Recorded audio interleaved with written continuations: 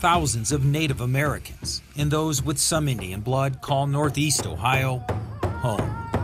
This is Native country, so, there's no separating me from my own land. Their culture celebrated at an annual festival known as a Wachipi, or powwow, organized to help pass Indian traditions to the next generation. We're not all pure anymore. We're not all Indian anymore. We are all different nationalities that we have running through our veins, but our blood is still all red, no matter what it is.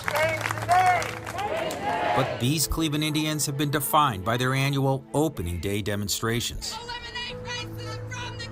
calling on team owners to drop the name and banish the red-faced, buck-toothed Chief Wahoo logo, widely viewed as a racist stereotype. I was called Wahoo when I was younger, and my nickname that my grandma gave me is Waboose, which means rabbit.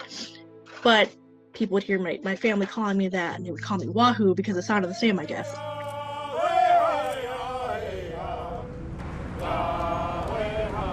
We have been erased by allowing that emblem to dignify not who we really are.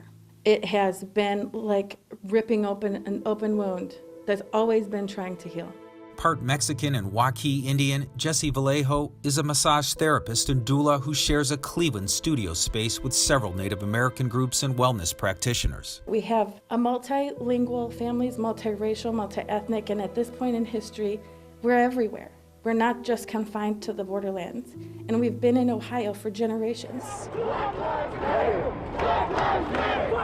Their cause magnified by last summer's demonstrations against racial injustice, which forced sports teams and other institutions to confront the true history of flags, statues, names, and mascots. It is something that the team recognizes. The Cleveland baseball team, which removed Chief Wahoo from uniforms after the 2018 season, has not settled on a new name yet, though it promises a clean break from Native American appropriation. All the work that we put in is finally paying off because we used to educate the public, saying this isn't right. People at home were rooting for us, supporting us, even though at the demonstrations, very few people would show up. That was hard, facing all that racism and hatred. Marjorie Villafane is a member of the Standing Rock Sioux tribe in North Dakota, and like many, came to Cleveland through a federal program that relocated Indians from reservations to urban America. Her activism inspired by a speech Native American leader Vernon Belcourt gave at Oberlin College. Years later, he would get arrested for burning a 3-foot effigy of Chief Wahoo at opening day.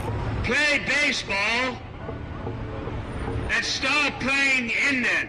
He said, start a group in Cleveland and go after the team, the name and the logo. Beyond a yearly sidewalk protest, they've been fighting in everyday life. Even in the classrooms, how our kids were being told, tomorrow is Indians Day and you gotta wear a shirt, you must wear a shirt. We didn't approve of that, and we demonstrated against that.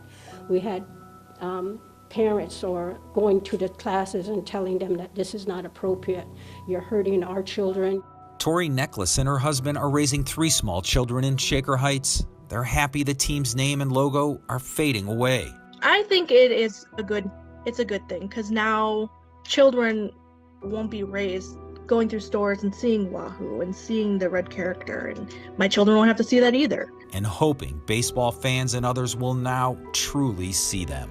And us as individuals, we all know who we are here, and we're your doctors, we're your lawyers, we're your children. We're not the back in the day Plains natives that just talk like a caveman, I guess. We're like everybody else. It's just we have a harder time being seen because we're being pushed back with that. Mark Naymik, 3 News.